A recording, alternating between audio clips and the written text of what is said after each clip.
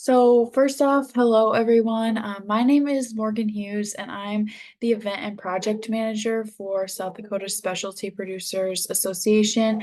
I want to thank you all for joining us to discuss regional aggregation and learn about current opportunities and resources. First, I'd like to note that our ability to host this series of regional meetings is supported through a specialty crop block grant that SDSPA received through the South Dakota Department of Ag and Natural Resources. Today we have two panelists here to discuss their processing plants and time for questions.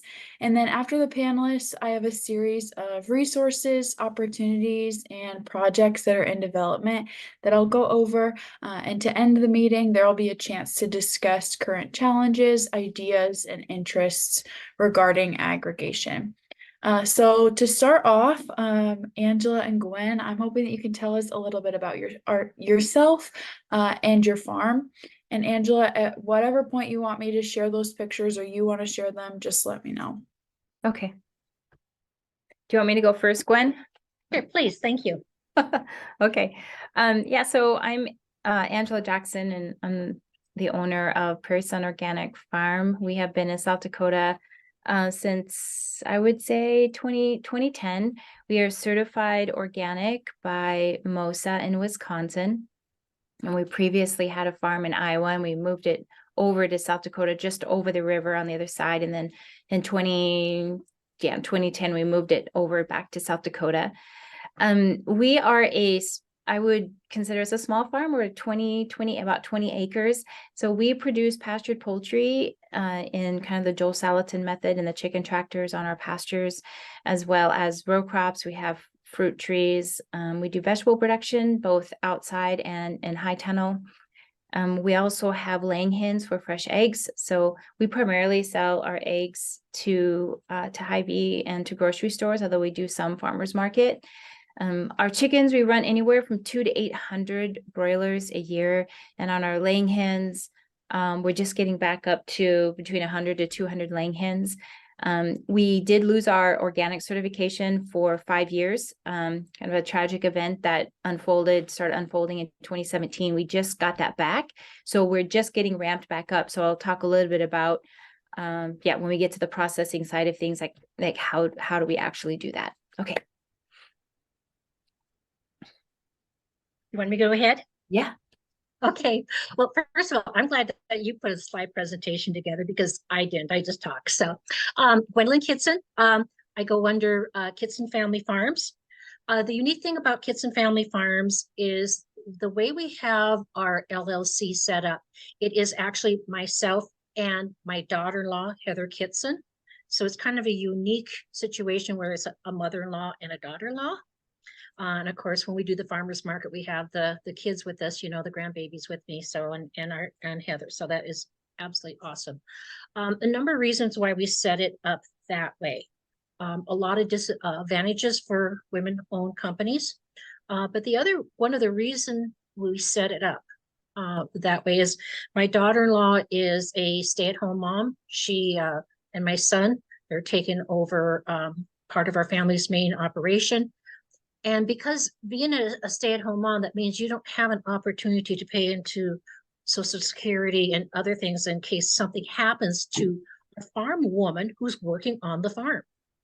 And so that is critical. So by having it as Heather and myself and a separate EIN number, this gives a great opportunity for women to build up security. Not so much that Social Security is going to be a big payout, but mostly in case of something happens to her with disability.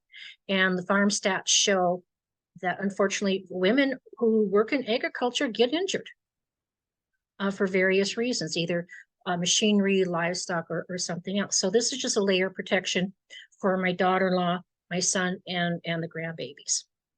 So Kitzan Family Farm actually is kind of a break off from Kitzan Sheep, which is my husband and myself, and JHK Sheep, which is our son and daughter-in-law.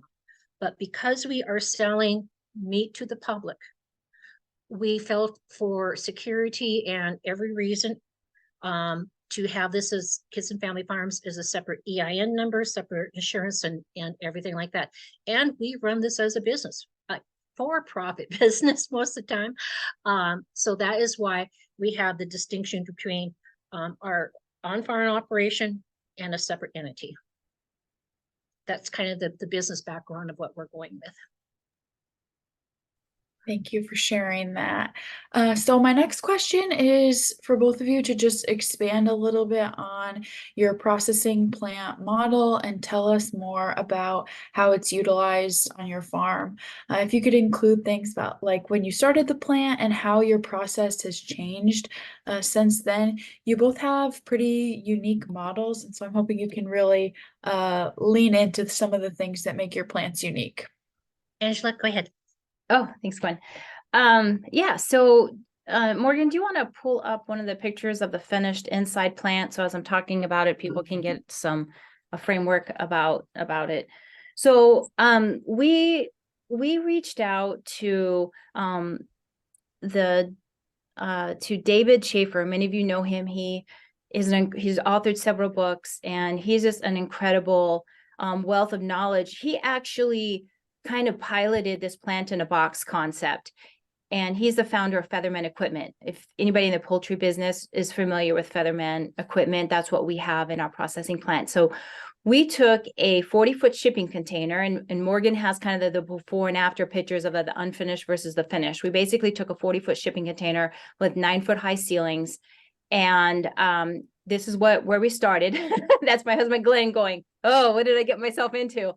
And turn it into a food plant that's both FDA approved as well as could be approved for under the FSIS or the Food Inspection Organization. So we basically, this is a semi-mobile plant. It doesn't show you the picture here, but sitting on a concrete pad at a slight elevation. The runoff from the poultry processing kind of runs down. So it's at an angle. So we actually have troughs at the end of it. And that's where all the kind of the blood and the runoff actually goes out of the plant, not into the floor drains. That then goes into a holding container that's then pumped out and taken to the water treatment plant in the city of Vermilion, which we have an agreement with to do that. So like I said, this is what we call a plug and play concept. So it has hot water, it has air conditioning. You can see the mini split there on the wall.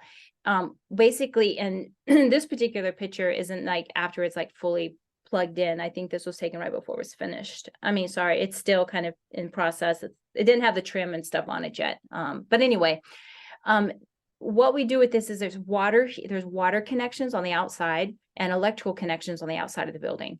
And so we disconnect those units, and then we can actually take them. So like even the freezer comes disconnected. There's external panels that you can't see here. There's an electrical box on the inside down there towards the doors, but there's also external connections.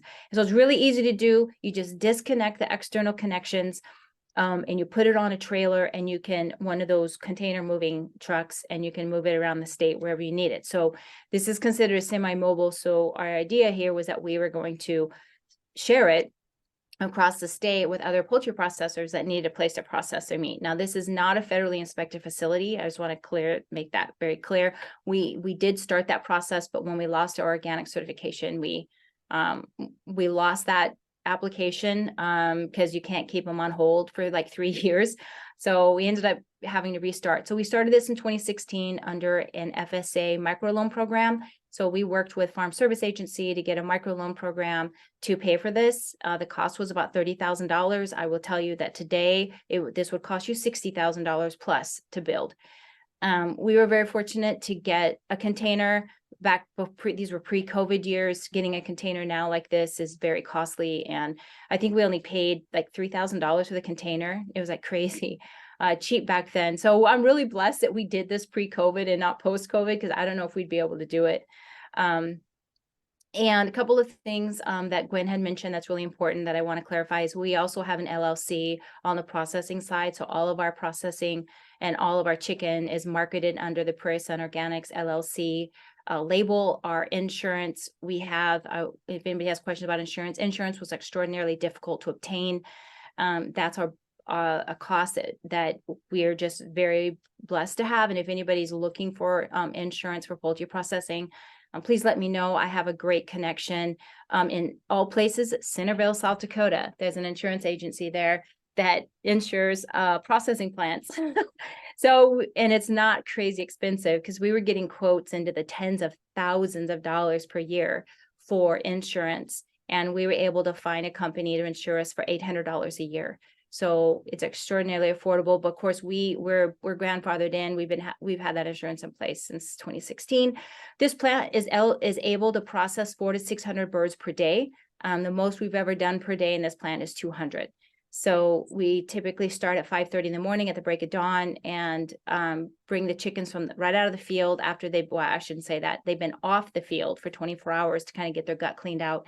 And then they're brought in to the back end of the facility, and then they kind of go down the line, and then they get, there's actually, what you don't see here is a curtain. So there's a curtain between the dirty side and the clean side, which I don't think we have a picture of that, Morgan, but so that the birds actually pass through the curtain. And I took it out for visual purposes for this picture, but the curtain, it's just a plastic curtain that's just a disposable curtain. The birds go through the curtain and then onto the clean side, and that's where you see the chill tank there. So they get iced bath, they get an ice bath, they go get chilled down to the required temperature, and then they get bagged and put into the walk-in freezer, which Gwen has a picture of as well.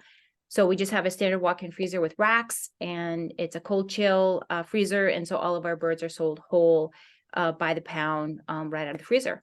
So I don't know what, I spoke a lot. I want to make sure I give Gwen enough time to talk about her program. So, and what if anybody has any questions, I'm happy to answer those as well. So Angela, one thing I find so interesting with the similarities is when I look at your container, is so much similar like what we're doing. First of all, if you look at the walls, everything has to be what we call dairy board or PCV board. So it is completely sealed and washable, because whether it's your plant or my plant, even though what we say, that you are processing live birds and I'm just making ready to eat meals, we have to follow. I have to follow by the South Dakota Animal Industry standards, and they are very clear about how they want everything done. My HACCP book is like a 4-inch binder, and that's just my HACCP plan that I need to follow. Anywhere from how to wash everything down, how to handle equipment, my testing that I have to do once a month, to my quarterly testing that I have to do. Because I am a state inspected plant, I have an inspector on site with me 3 days a week. It's for food safety. This is what it is all about, because we want to have the reputation of not only having a top quality product, but it's also a top quality, it's a safe product always going out at all times. My business plan is just a little bit different. I had some trials of trying to come up with a location for my plant, because if we did it right on site where the sheep are born and raised, right here on the farm, we would have to, Animal Industry Board, South Dakota Animal Industry Board said we would have to have the water, and then mostly the sewer. The sewer was the biggest problem that we were going to be having. So luckily I found a location inside the little town of Nisland, South Dakota. It was a restaurant that hadn't been used for many years, but it was connected to the city water and sewer. That was critical. Of course, so we have to do through all the safety testing on the water and everything like this, and go in and completely remodel the restaurant to fit what the Animal Industry Board wanted, so I could go into production. I would say at this time, my production is about, if my production day was 1 hour, which is 60 minutes, I would say right now for me, it would be 20 minutes of production, and the rest of the time, the rest of the 40 minutes would be doing paperwork and submitting it to the state and everything like that. When you're in a state inspected meat plant, the paperwork is horrendous. There's no, and it's kind of a moving target all the time for, depending on what inspector is coming and going and what they want you to do. Is it worth it? Yes, if you want to sell your product, outside, just traditional farmers market that, if I want to sell in stores, which we are doing, it is a state law that we do it that way. So our meat is actually processed at wall meat. It's either state inspected or federally inspected. We take our live animals there. We go down and pick up the meat, bring it back, and then I use it in our product. Thanks. So, Gwen, I know that you do the pre-packaged meals. Can you expand a little bit on what that looks like what's included in those meals, and past the meat, what's involved? Okay, so of course it always starts with a recipe. I call it a recipe. The state calls it a formula. Okay, so once you perfected the recipe that you want to share with the world for what we're doing, then the formula has to go down. Then the state has to approve it. Then you have to develop the label, not only the top label, which is going to say, and they have very clear lines of what the label has to look at. You have to have your state bug on there, meaning the state inspection sign. But on the back, all the ingredients, and that is kind of sometimes the biggest challenge, where you would use Knorr chicken broth. That's where all the ingredients coming from sometimes. So even though you're basically a home cook. So we have all that. So what we do is we go in there, we go into production, we make up the meals. We package them in 20 ounce containers, quick freeze like Angela's doing. Then we seal them, cryovac them, and then they're ready for marketing.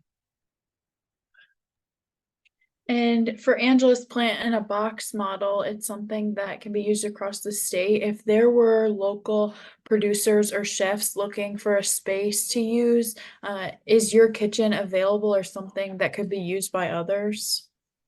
Gwen or Angela? Gwen. Angela? Oh, Gwen. Okay. In the beginning, that was my business model.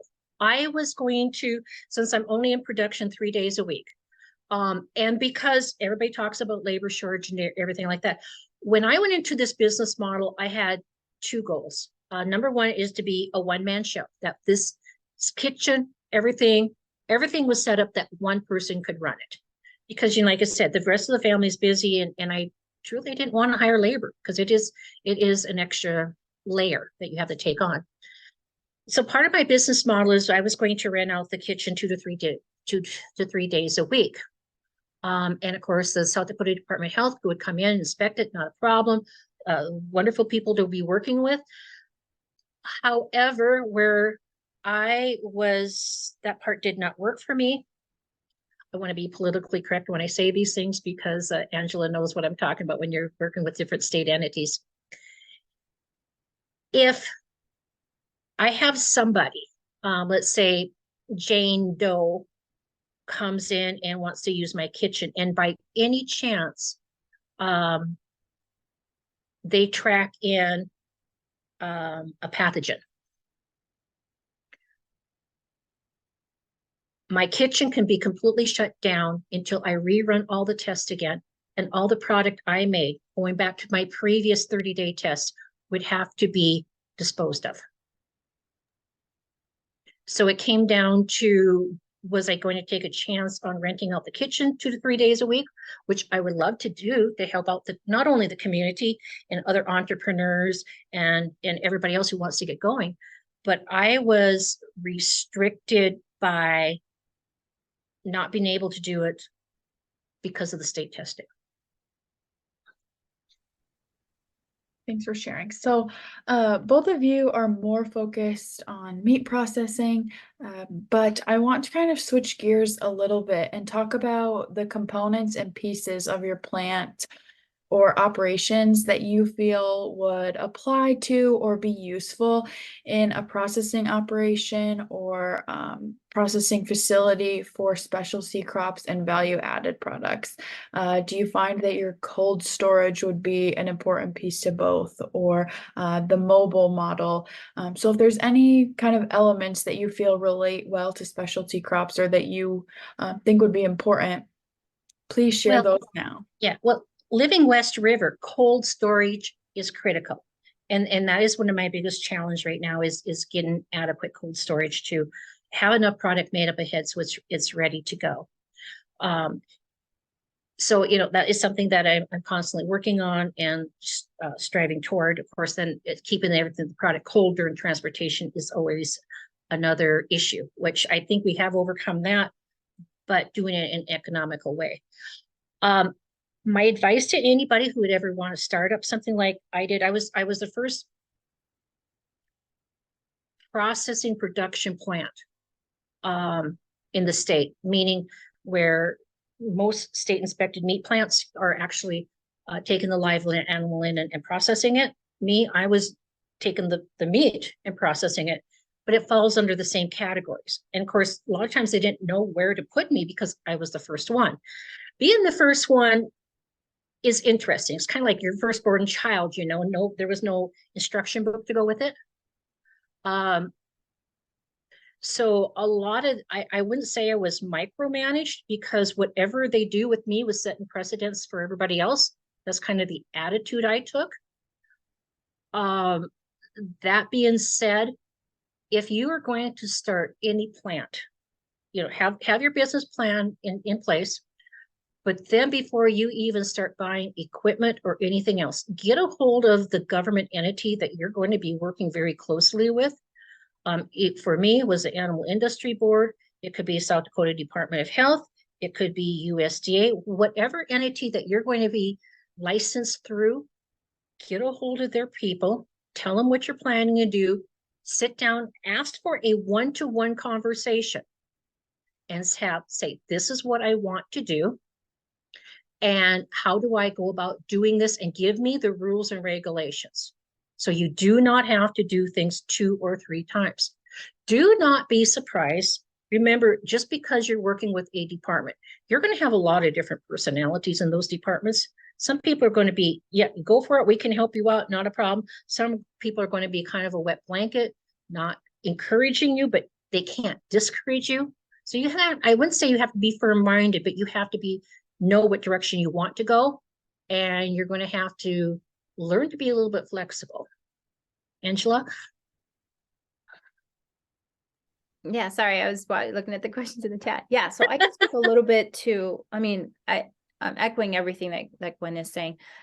We are in a strategic location in where we are in the very southeast corner of South Dakota. We have access to NORAM cold storage in Lamar's, which is where we take large batches of meat for long-term storage.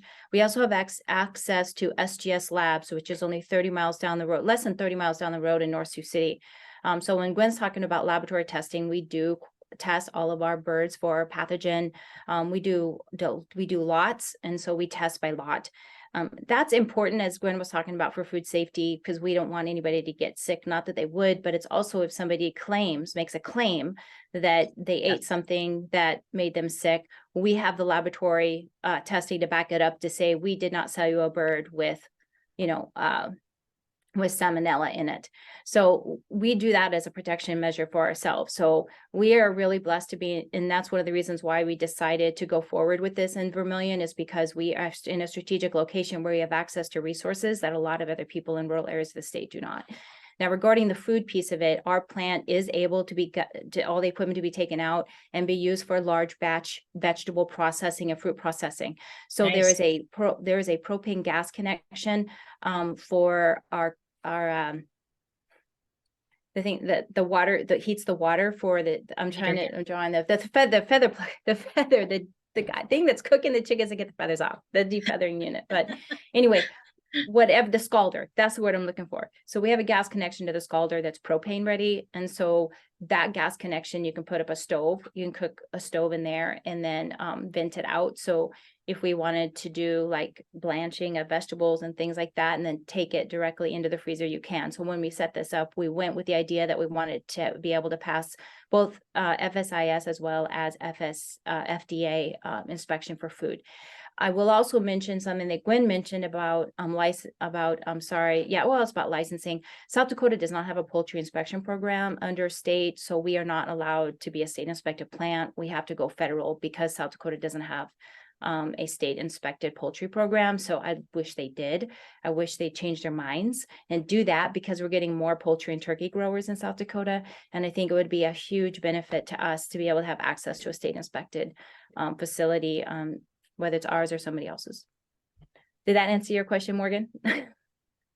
Yeah, I think so. I was just curious how they relate to specialty crops, and what they could be used for, but that's a great answer and good to know for the attendees that they could use the same plant in a box Yeah, model or get and a what's hold of great you. about what's great about that is the SGS food labs, they will test your food for not only pathogens, but quality control as well.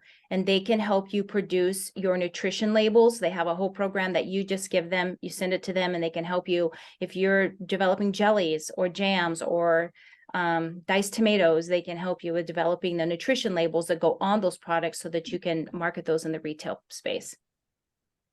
Absolutely. There are resources out there, such as SPA and other entities that will help us, entrepreneur and small producers. My next question is there anything that throughout the time that you've had your processing plant and been developing it that you wish that you had done differently? I'll let you go Wow. first, Gwen. Okay, I'm trying to think what I would do differently. I For this, wish for I, this, yeah, you can speak to your business model, you can speak to the actual plant. for what I'm doing with my ready to eat meals, when I first started doing my business plan and everything, I did not realize how much tourism and summer affected our business. My doing all the numbers and running the books and everything and seeing the trends. My slow months right now, I discovered, are going to be from about the 1st of November until about the 1st of April. Because there's a lot of people, the people that are buying our products are a lot of tourism because they want to eat South Dakota made, 100% South Dakota. They're very, very much interested in that. The construction workers, laborers are out there, they're buying that. People heading to the lakes and everything, they're doing that. So it's in South Dakota, so that is one thing I did not anticipate. I thought my sales would be steadier 12 months a year, but I found out the 8 months is the most critical for us. But knowing that, I'm learning to adapt my production scheduling on what I need to do. I can go down to production 2 days a week during the slower months, and I can go back up if I need to. Unlike birds, they're ready when they're ready. Hey, Angela, what would you do different?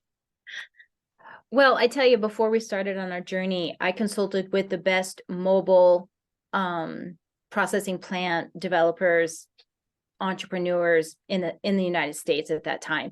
I spent a whole year researching this model before I decided to go this route. And I participated in everything I could learn about the plant in a box concept before I made the journey. Now there were some manufacturing things that happened during the manufacturing process that I wish we would have done a little bit different. And one of those is the floor. So we did not use a good substrate for the floor before we painted the food grade. It's like a gel paint surface that's impervious to bacteria. So I am anticipating that probably the big faux pas that we made it wasn't us, it was the manufacturer put in the wrong type of substrate. So we're probably going to end up having to rip that out this summer and replace it, which is going to be about a $5,000 expense. But for the long-term viability of the plant, we're going to have to do that. So that's the one thing I regret, is not when it was under manufacturing, I was not there paying close enough attention to how they were building it when they were building it, and the facility. It was built in North Sioux City Forest by some contractors, and I should have just been on top of it a little bit more when it came to especially the flooring materials of choice. Okay, do either of you have any other advice or thoughts to share before we open it up for questions? I guess for me, I always took the attitude, I had nothing to lose and everything to gain. I mean, yes, you can lose money. I mean, don't get me wrong, because the startup costs on these plants, where if you were a big corporation, you'll say, oh, well, to get a plant in the box for 30,000, well, that's nothing. No, it is. It's a lot of money when you're a family operation and you're trying to expand. Even for us, and we did all the labor ourselves. I guess do your research, ask the experts, talk to people, and then go for it. And run it like a business. I guess that's what I cannot stress enough. This is a business. Yeah, Angela? Gwen makes a great point. We did ROI calculations, which is return on investment. Before we met with FSA, we had to show our profitability and our margins on this project. So we had to do a projected profit and loss and all the financial statements that's required to run it as a business and not as just a hobby, because it was a big investment for us with annual payments. And we needed to make sure that it was going to cash flow, including, paying for the insurance and the upkeep and everything that goes into it. Absolutely. So I've given everyone the ability to unmute themselves and ask questions. So if any of the attendees and listeners have questions, please unmute and ask or put them in the chat.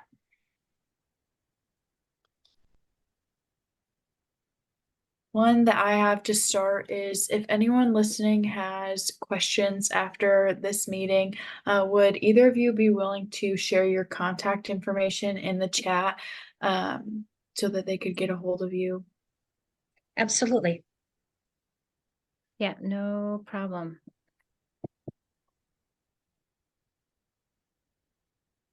And I will be having a field day coming up this summer.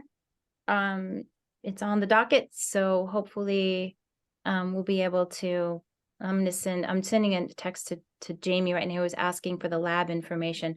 But for the field day, we're going to be bringing in folks from SGS Labs and all of our other partners and contractors that we work with to talk about all of the different pieces and elements to this. So if people are really interested in doing this, there'll be more information coming about that. That's going to be coming about what we're going to be doing for organic processing and handling. So our plant is also inspected organic, not federally inspected, but it does go through an annual inspection to make sure that it's all done organically, which is the other reason why we're not, like Jim was talking about, there are some risks to sharing the plant.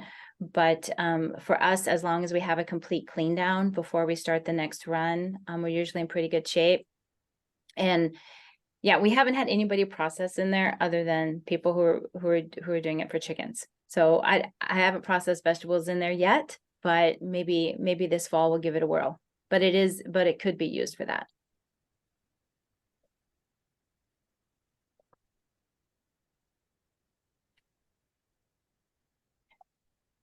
Morgan, when I don't know if others can see, I'm dropping information into the chat, and I'm not sure if all participants can see my responses to those questions. I think they can. I believe so. Okay. Because some folks were asking about the insurance, where I get my insurance, what's the contact information for SGS Labs, and I was dropping that information into the chat.